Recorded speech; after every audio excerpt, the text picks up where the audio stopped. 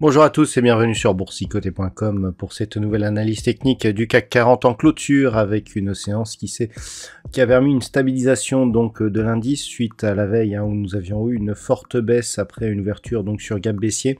Et bien le CAC 40 donc s'est stabilisé sous la zone des 7015 points. On a oscillé ici avec une petite bougie d'hésitation en forme de doji entre donc cette zone horizontale et le premier retracement de Fibonacci à 23,6%.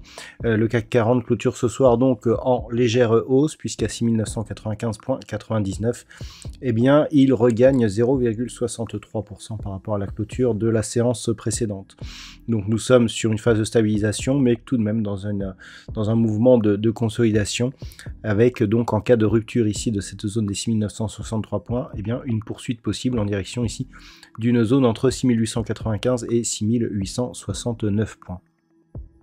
Au niveau des indicateurs techniques, on est toujours donc sur une dynamique qui est baissière, dynamique de consolidation, sortie du RSI de sa zone de surachat. Les histogrammes du MACD évoluent donc d'une manière négative et assez dynamique. Les volumes sont en retrait par rapport à la veille, ce qui nous indique que, eh bien, avec des volumes supérieurs sur cette phase de baisse ici, on est toujours dans potentiellement un mouvement qui reste baissier. Donc, en absence, je dirais, d'annonce majeure, on est resté dans cette zone de neutralisation. Toujours est-il que on est sorti ici de cette dynamique qui était haussière et relativement forte, et donc on peut s'attendre à une poursuite du mouvement ces prochains jours. Avant d'aller plus loin, je vous propose une vue du marché en hebdomadaire, comme nous le faisons tous les vendredis, pour constater que nous sommes ici sur une configuration qui, d'un point de vue moyen terme, continue à nous donner un mouvement haussier. On avait cette zone des 7110 points donc, qui était déjà identifiée la semaine dernière sur ce graphe.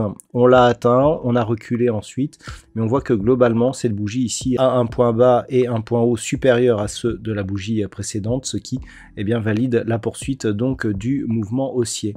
Au niveau des indicateurs, on reste haussier donc sur cette unité de temps hebdomadaire. Les histogrammes du MACD dans la partie positive de leur zone d'évolution évoluent eux aussi d'une manière positive, alors qu'au niveau du RSI, on est sur une dynamique légèrement haussière, mais qui n'est pas encore très forte. On est toujours sous la zone de surachat. Alors d'un point de vue hebdomadaire, la zone à surveiller en cas de mise en place d'une phase de consolidation, c'est cette zone des 6751 points, celle qui était résistance ici suite à la première impulsion haussière, et qui au contact avait donné ici une petite phase de consolidation. On a un tout petit contact ici sur la moyenne mobile 20 exponentielle, on reprend, il n'y a pas de contact toujours sur la bande de Bollinger supérieure, comme depuis d'ailleurs ce retournement, on voit qu'on n'a pas assez de force, ce qui nous indique qu'on a tout de même un mouvement qui reste assez faible à la hausse. Il est toujours orienté à la hausse, mais avec une dynamique qui pourrait être plus forte. Cette phase de consolidation nous en dira plus. Toujours est-il que d'un point de vue hebdomadaire, tant que l'on ne casse pas ici 6751 points, il n'y a aucune remise en cause de la tendance puisque on aurait donc une résistance qui se transforme en support. Au pire, si on cassait cette zone, il y aurait en dessous la moyenne mobile 20 exponentielle qui la semaine prochaine devrait converger vers la zone des 6578 points. Même si on venait sur cette zone, certes il y aurait des signaux d'affaiblissement, mais on serait toujours dans une dynamique haussière. C'est sous cette zone que les choses pourraient énormément se gâter. On pourrait avoir ici un mouvement baissier qui, en cas de rupture ici du point bas de cette semaine, qui se situe donc à 6388 points, avoir un vrai signal de retournement. Mais globalement, tant que l'on est en dessous, on garde une dynamique intacte ici, au-delà des 6751 points. On commence à se poser la question d'une invalidation de la poursuite sous 6578 et on a un signal de retournement ici sous le plus bas de cette bougie. Tant que l'on est au-dessus de tous ces niveaux, même si nous avons ici des phases de consolidation qui peuvent durer quelques jours, on reste dans une perspective plutôt haussière. Voilà donc ce que l'on peut dire sur cette vue en hebdomadaire. Si on revient maintenant à la vue journalière. Alors, on a des valeurs qui aujourd'hui, ont marqué quand même quelques belles hausses, hein. C'est le cas notamment des Silor Luxottica qui gagnent 2,05%, Thales plus 1,91%, derrière nous avons Carrefour, Safran, Airbus ou encore Vivendi. Au niveau des plus fortes baisses, eh bien, nous avons Michelin hein, qui a perdu donc toute la journée, Dassault Systèmes, Eurofins Scientifique, Capgemini, Sanofi ou Saint-Gobain. Donc, comment jouer cette séance la semaine prochaine ? Tout se jouera autour de la zone des 7015 points.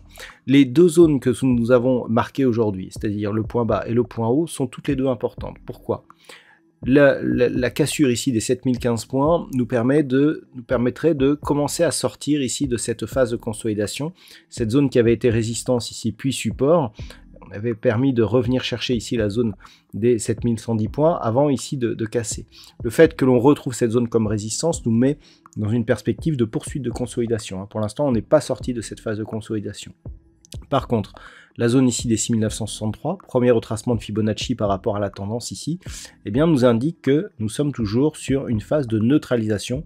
Il y aurait consolidation donc sur rupture de cette zone des 6963 en direction de la deuxième zone de Fibonacci, à savoir 6869 points. Donc tant que l'on est au-dessus, clairement, il peut ne s'agir que d'une phase ici de neutralisation temporaire, mais qui ne remet absolument pas en cause la dynamique haussière donc créée par cette impulsion de début d'année.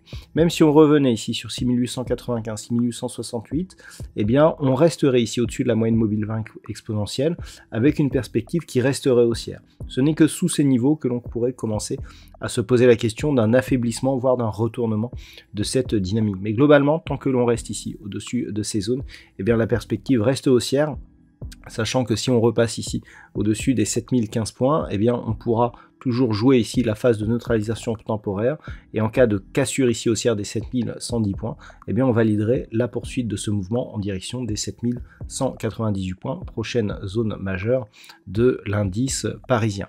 Voilà donc ce que l'on peut dire d'un point de vue technique sur cette configuration.